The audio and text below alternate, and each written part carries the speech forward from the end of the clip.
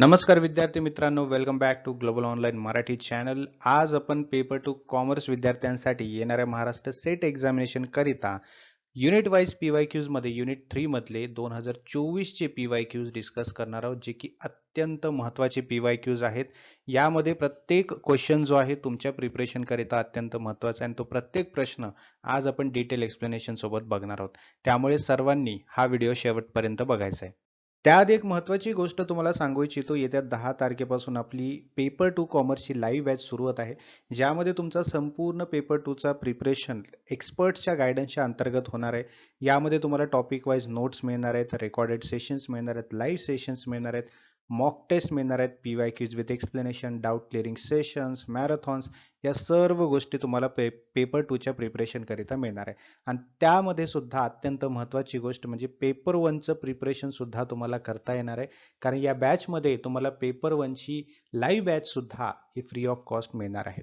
तर अजिबात उशीर करू नका. आजच या नंबरवरती व्हॉट्सअप मेसेज करा किंवा व्हॉट्सअप कॉल करा आणि प्रिपरेशनला सुरुवात करा, किंवा ग्लोबल ऑनलाईनचे ॲप्लिकेशन डाउनलोड करा. ॲप्लिकेशन डाउनलोड करून ॲपच्या थ्रू सुद्धा तुम्हाला ही बॅच जॉईन करून प्रिपरेशन करता येईल. तर हा आहे तुमचा बिझनेस इकॉनॉमिक्सचा पहिला प्रश्न, जो तुमच्या 2024च्या परीक्षेमध्ये विचारला गेला होता.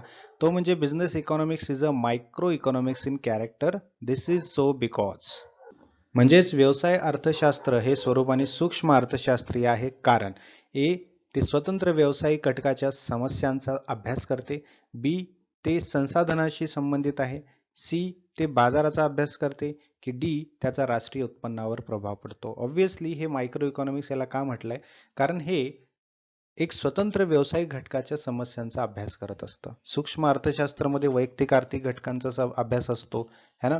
एखादी कंपनी असेल, उद्योग असेल, ग्राहक असेल, उत्पादक असेल, है ना, किंवा एक वस्तूची किंमत असेल, उत्पादनाचा खर्च असेल, मागणी किंवा नफा असेल, है ना, इत्यादी गोष्टीचा सूक्ष्म लेवलवरती अभ्यास करणं म्हणजे अर्थशास्त्र आहे. कुठलं अर्थशास्त्र? मायक्रो इकॉनॉमिक्स म्हणजे सूक्ष्म अर्थशास्त्र, राईट. त्यामुळे बिझनेस इकॉनॉमिक्सला हे मायक्रो इकॉनॉमिक्स इन कॅरेक्टर असं म्हटलेलं आहे. पुढचा प्रश्न बघा काय म्हणतोय. The main objective of business firm is to. व्यावसायिक संस्थेचे मुख्य उद्दिष्ट काय असते? A undertake a process of production म्हणजे उत्पादन प्रक्रिया हाती घेणं असतं, का नफा कमवण्याची प्रक्रिया हाती घेणं असतं, की सामाजिक उपक्रम हाती घेणं असतं, की राष्ट्रीय उपक्रम हाती घेणं असतं? व्यावसायिक संस्थेचं मुख्य उद्दिष्ट काय असू शकतं? तर ऑब्व्हियसली ऑप्शन बी आहे, नफा कमवण्याची प्रक्रिया हाती घेणं. बरोबर आहे की नाही? जो काही बिझनेस असतो, जो काही व्यवसाय असतो, त्यांचा मुख्य हेतू हाच असतो की आपल्याला नफा कमवायचा आहे, है ना. व्यावसायिक संस्था जे असतात, वस्तू किंवा सेवांचे उत्पादन करून त्यांची विक्री करत असतात. बरोबर आहे. या सर्व व्यावसायिक कार्याचा प्रमुख उद्देश एकच असतो, तो म्हणजे नफा मिळवणे किंवा नफा कमवणे, राईट. उत्पादन करणे हे व्यवसायाचं महत्वाचं कार्य आहे, आणि उत्पादन करण्यामागे नफा मिळवण्याचा उद्देश सुद्धा असतोच, राईट. मग सामाजिक असो, राष्ट्रीय असो, या सर्व उपक्रमामध्ये व्यवसाय संस्था योगदान देऊ शकते, परंतु तिथे त्याचा मुख्य उद्दिष्ट काय आहे? तो नफा कमवणेच असणार आहे. पुढचा प्रश्न बघा काय म्हटलंय. रोलेक्स अँड बोलिक्स, ठीक आहे. रोलेक्स अँड बोलिक्स उत्पादनाची मागणीची आंतर किंमत लवचिकता 10 आहे. यावरून रोलेक्स आणि बोलिक्स ही उत्पादने कोणत्या प्रकारची आहेत? ठीक आहे. सबस्टिट्यूट गुड्स म्हणजे पर्यायी वस्तू आहेत, कॉम्प्लिमेंटरी गुड्स आहेत म्हणजे पूरक वस्तू आहेत, इंडिपेंडेंट गुड्स म्हणजे स्वतंत्र वस्तू आहेत, की इन्फरियर म्हणजे कनिष्ठ वस्तू आहेत, है ना. तर ऑप्शन ए त्याचं बरोबर आहे, त्याला पर्यायी वस्तू आपण म्हणतो.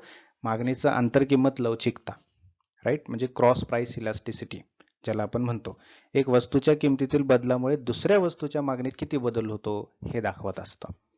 बरोबर आहे की नाही? मग इथं जे तुमचं क्रॉस प्राइस इलास्टिसिटी आहे तो +10 आहे, तसं दिलंय आपल्याला, हो की नाही? मग इथे थोडंसं पॉझिटिव्ह असल्यामुळे या दोन वस्तूची पर्यायी वस्तू म्हणजे सबस्टिट्यूट गुड्स असू शकतात, हो की नाही? सबस्टिट्यूट गुड्सच आहेत ते, असू शकतात काय? पर्यायी वस्तूमध्ये एका वस्तूची किंमत जर वाढली तर दुसऱ्या वस्तूची मागणी वाढत असते. उदाहरणार्थ चहा आणि कॉफी सुद्धा आहे त्याच्यामध्ये, राईट. सो हे कसे गुड्स आहेत? हे आहे तुमचे पर्यायी वस्तू, सबस्टिट्यूट गुड्स. ठीक आहे ना. पुढील प्रश्न बघा. दोन वस्तूंचा उपभोग घेणारा ग्राहक समतोल अवस्थेत केव्हा असेल? म्हणजेच a consumer consuming two goods will be in equilibrium when the marginal utilities is from both goods are ... ठीक आहे. म्हणजेच काय करतोय, एक ग्राहक आहे, तो दोन वस्तूंचा उपभोग घेतोय, बरोबर आहे. पण त्याची जी मार्जिनल युटिलिटी आहे ती इक्वल असेल, बरोबर आहे. ती इक्वल केव्हा असेल? जेव्हा मार्जिनल युटिलिटी मॅक्झिमम असेल, मिनिमम असेल, इक्वल असेल, 0 असेल, केव्हा असेल? तर ती इक्वल असेल तेव्हा. ठीक आहे. म्हणजे यात आपण बोलू शकतो की जेव्हा ग्राहक दोन वस्तूचा उपभोग घेत असताना दोन्ही वस्तूवर खर्च केलेल्या प्रत्येक एक्स्ट्रा रुपये जे आहेत, अतिरिक्त रुपये जे आहेत, है ना, त्यातून मिळणारी उपयुक्तता समान झाल्यावर ग्राहक समतोल अवस्थेत असतो, असं म्हणायचं आहे. समजलं? So that is why option C equal आहे. पुढचा प्रश्न काय म्हणताय? If change in all inputs leads to proportional change in the output, it is a case of. ठीक आहे. सर्व उत्पादन घटकामध्ये बदल केल्यामुळे उत्पादनामध्ये त्याच प्रमाणात बदल होत असेल तर ती कोणती अवस्था आहे? है ना? वाढते प्रमाणफल, स्थिर प्रमाणफल, घटते प्रमाणफल की परिवर्तनशील प्रमाणफल? राईट, म्हणजे प्रमाणफल म्हणजे स्केल आहे. ओके नाही? If a change in all inputs, म्हणजे इनपुट्स म्हणजे काय? आलेल्या गोष्टी, है ना, leads to proportional change in the output, मग ते आउटपुट वरती प्रभाव करत असतील तर ही कोणती केस आहे? समजलं? सो ही केस कुठली आहे? कॉन्स्टंट रिटर्न टू स्केल आहे, स्थिर प्रमाणफल. जेव्हा सर्व उत्पादन घटकामध्ये म्हणजे तुमचं श्रम आहे, तुमचं भांडवल आहे, तुमचं टेक्नॉलॉजी आहे, यंत्रसामग्री आहे, मशिनरी आहे ना, एका विशिष्ट प्रमाणात वाढ केली जात असेल आणि उत्पादनामध्ये सुद्धा त्याचं प्रमाणात वाढ होत असेल तेव्हा त्याला स्थिर प्रमाणफल असे म्हटलं जातं. ठीक आहे. कुठलं म्हटलं जातं? Constant return to scale. For example, जर समजा श्रम आहे आणि भांडवल आहे ना, या दोन्ही उत्पादन घटकामध्ये जर दुप्पट वाढ केली, राईट, आणि उत्पादनही दुप्पट झालं त्याच्यामुळे, तर तो स्थिर प्रमाणफल आहे. ठीक आहे. सो ऑप्शन बी इथे करेक्ट आहे. पुढचा प्रश्न, श्रमाचे सीमांत उत्पादन म्हणजे डॉट डॉट डॉट. ठीक आहे. Marginal product of labour is the dot dot dot. काय आहे? ए, उत्पादनाचा आणखी एक एकक तयार करण्यासाठी श्रमाला रोजगार देण्याचा खर्च, की बी, श्रमाचा आणखी एक एकक वापरल्यामुळे उत्पादनामध्ये होणारा बदल आहे, की सी, उत्पादनाचा आणखी एक एकक विकल्यामुळे महसुलामध्ये होणारा बदल आहे, की डी, श्रमाचा आणखी एक एकक वापरल्यामुळे महसुलामध्ये होणारा बदल आहे. ठीक आहे. So right answer is option B, change in output from using one more unit of labour. ठीक आहे. श्रमाचं सीमांत उत्पादन, मार्जिनल प्रोडक्ट ऑफ लेबर ज्याला आपण म्हणतो, आहे की नाही, म्हणजेच इतर उत्पादन घटक स्थिर ठेवून श्रमाचा आणखी एक एकक वापरल्यामुळे एकूण उत्पादनात होणारी वाढ किंवा बदल म्हणजे मार्जिनल प्रोडक्ट ऑफ लेबर. ठीक आहे. मग ह्याचं एक फॉर्म्युला सुद्धा आहे. फॉर्म्युला काय? जसं की श्रमाचे सीमांत उत्पादन इज इक्वल टू एकूण उत्पादनातील बदल भागिले श्रमाच्या एककामधील बदल. ठीक आहे. हा त्याचा फॉर्म्युला आहे.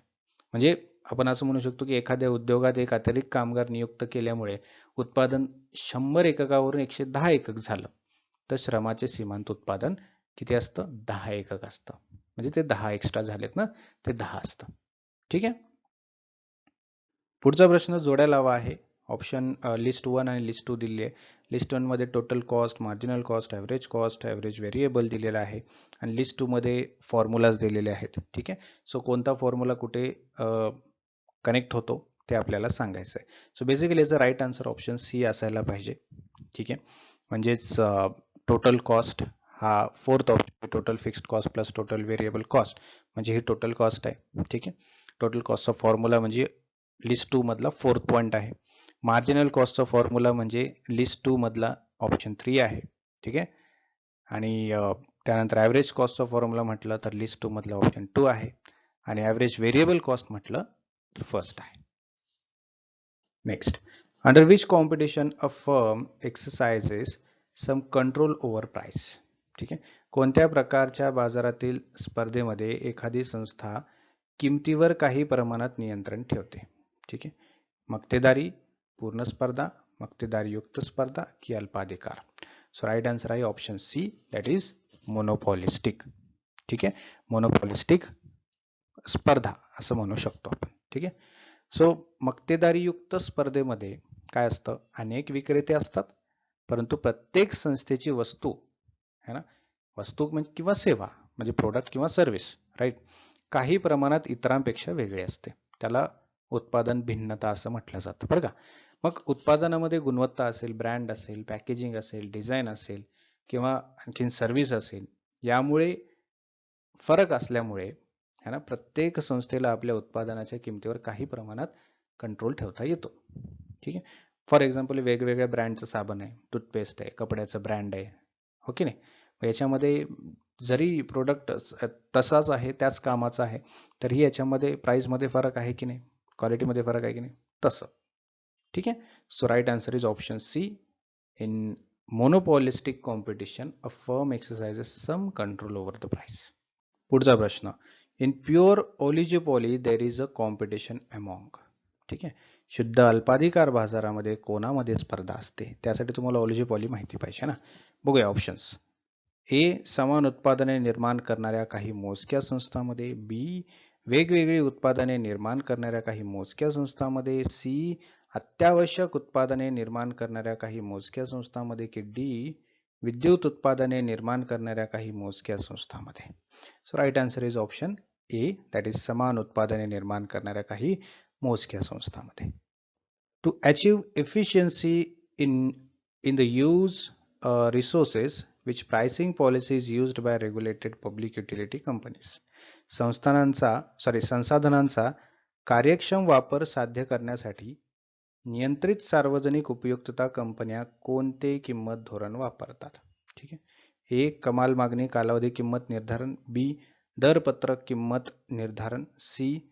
परस्परावलंबी किंमत निर्धारण. की डी. हस्तांतरण किंमत निर्धारण. So right answer is option A, that is peak load pricing, म्हणजेच कमाल मागणी कालावधी किंमत निर्धारण. तर विद्यार्थी मित्रांनो, विसरू नका, येथे 10 तारखेपासून आपली कॉमर्स पेपर 2 ची बॅच सुरू होत आहे. यामध्ये तुमचा संपूर्ण सिलेबस हा एक्सपर्टच्या गायडन्सच्या अंतर्गत कव्हर केला जाणार आहे. तुमचे लाईव्ह सेशन्स असणार आहेत, रेग्युलर सेशन्स असणार, जे की मराठी आणि इंग्लिश या कंबाईन लँग्वेजमध्ये इंटरॅक्टिव्ह सेशन असणार आहेत.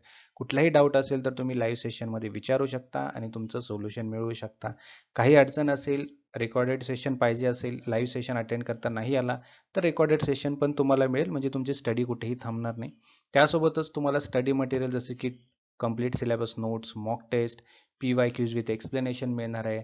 डाऊट विचारण्यासाठी, डाऊट सॉल्व्ह करण्यासाठी डाऊट क्लिअरिंग सेशन असणार आहेत. प्रॅक्टिससाठी मॅरेथॉन सेशन असणार आहेत.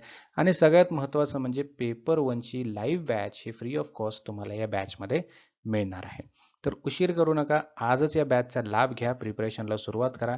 या नंबरवरती व्हॉट्सअप मेसेज किंवा व्हॉट्सअप कॉल करू शकता आणि बॅच जॉईन करू शकता, किंवा ग्लोबल ऑनलाईनचं ॲप डाउनलोड करा. ॲपच्या थ्रू सुद्धा तुम्ही ही बॅच जॉईन करून प्रिपरेशन करू शकता. उशीर करू नका, फटाफट जॉईन करा आणि प्रिपरेशनला सुरुवात करा. बघा, ॲप्लिकेशनच्या थ्रू कसं जॉईन करायचं आहे. प्ले स्टोअरवरती जायचं, ग्लोबल ऑनलाईन ॲप्लिकेशन सर्च करायचं. हा ॲप्लिकेशन दिसेल, तो इन्स्टॉल करून घ्यायचा आहे. ओपन केल्यानंतर तुम्हाला इथे खाली एक स्टोअर म्हणून ऑप्शन दिसेल, त्यावरती क्लिक करायचं आहे. स्टोअरमध्ये तुम्हाला एक सर्च बॉक्स दिसेल. सर्च बॉक्समध्ये तुम्ही Maharashtra set paper 2 commerce search केला की हा कोर्स तुम्हाला दिसेल. त्यावरती क्लिक करायचं आहे. बाय नाव वरती क्लिक करायचं आहे. तुमचा कोर्स तुमच्यासाठी अवेलेबल होऊन जाईल. त्यामध्ये तुम्हाला लाईव्ह सेशन्स दिसतील, जे रेकॉर्डेड सेशन आहे त्याचा पूर्ण कंटेंट दिसेल, स्टडी मटेरियल, सर्व गोष्टी तुम्हाला ॲप्लिकेशनमध्ये मिळून जातील. आणि या व्यतिरिक्त काहीही तुम्हाला प्रश्न विचारायचे असतील तर कमेंट बॉक्समध्ये विचारू शकता. त्याचं सोल्युशन मी तुम्हाला नेक्स्ट सेशनमध्ये देईन. Thank you so much. Have a great day. See you in the next session.